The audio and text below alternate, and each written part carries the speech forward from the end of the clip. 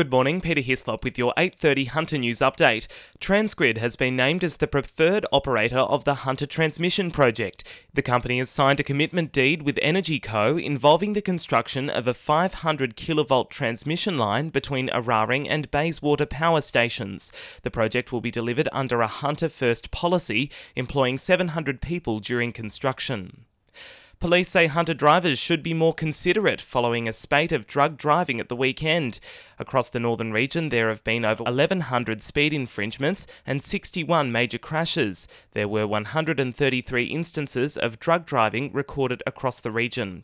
As part of the operation, a 23-year-old man was caught travelling 22 kilometres over the limit at Bob's Farm. Police also allegedly found a 32-centimetre knife in the man's car. Business Hunter says the youth unemployment rate in the Hunter is by historical standards significantly low, at 3 times below the national average. Chief Executive Bob Hawes says a tight labour market is likely a primary driver, leaving businesses in a productivity slump. If they can't get the people they're looking for, it's going to be a handbrake on their capacity to grow and recover. We've got many businesses that are very, very busy at the moment, but they're not making a lot of margin, not making a lot of money. And one good way to make some money is to improve your productivity. But if you can't get the staff to help you do that, it's going to be difficult to get away from that start line. Lake Road at Ellamore Vale has reopened following a police operation earlier this morning. Newcastle City Police attended following reports of shots being fired. The road was then closed in both directions. A crime scene has since been established. State emergency crews have mopped up fallen trees and leaking roofs in the Cessnock area following a cool change and storm yesterday, which saw temperatures plummet by nearly 20 degrees. The SES has responded to 123 calls across the Hunter. Meanwhile, Ausgrid is working to fix minor power outages affecting 900 customers in parts of Singleton, Cessnock and Curry. They're expecting lights to be back on by 10 a.m. Over 3,000 people are without power in the Ausgrid network statewide. 2 Cessnock venues are among 193 sport and recreation organisations to receive a share in $500,000 worth of funding from the state government towards new defibrillators. Venues in Toronto, Belmont, Newcastle, Lake Macquarie, Upper Hunter, West Lakes and Maitland have also been named as recipients of the grant. State member for Cessnock Clayton Barr says the grants help equip sport clubs to respond to medical emergencies. So this isn't a political statement, this is just a fact. That if we can have some of these machines placed across our society, then that is going to be a very good thing should the worst of things happen to somebody at those venues.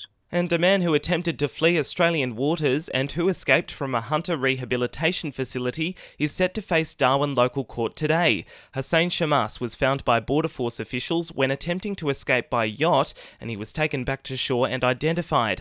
The 35-year-old has allegedly been involved in an international crime syndicate importing illegal drugs. It brings to an end an 8-day manhunt after an arrest warrant was issued on January 20. A judge has refused to complete the trial on video link. He'll travel 700 kilometres to appear in person at Darwin local court.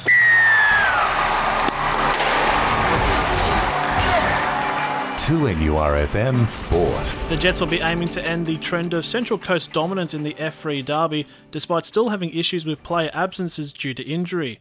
With the side battling those issues, particularly in defence, Captain Costa Grozos says it's important for players to step in and step up. We look at our team now.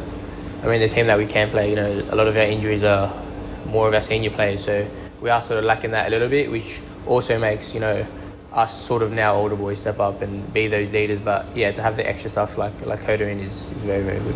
Meanwhile, Toronto Awaba will be in action this Saturday as they do battle with the RPL Leichhardt under-20 side for the Darren Stewart Cup. This is the 6th running of the event, which has helped to raise funds for the Talk to Me Bro charity and to commemorate the Stags junior who made 3 caps for Australia. And the Wallabies have been announced to do battle with Fiji in Newcastle on July 6 as a lead-up to the upcoming Lions tour. That's sport. I'm Jessie Dennett.